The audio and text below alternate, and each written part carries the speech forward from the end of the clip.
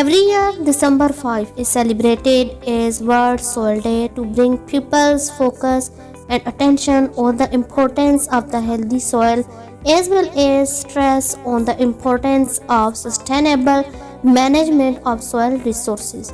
In 2019, the day was celebrated in more than 100 countries through 560 events.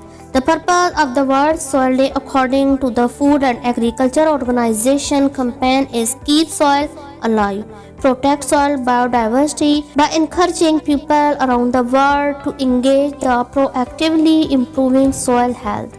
The campaign aims to fight soil biodiversity loss.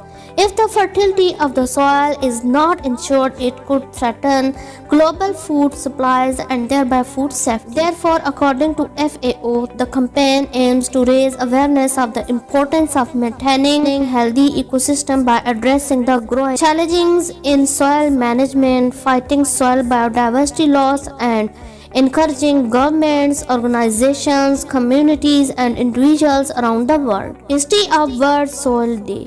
World Soil Day became an international day after the International Union of Soil Science recommended it in 2002.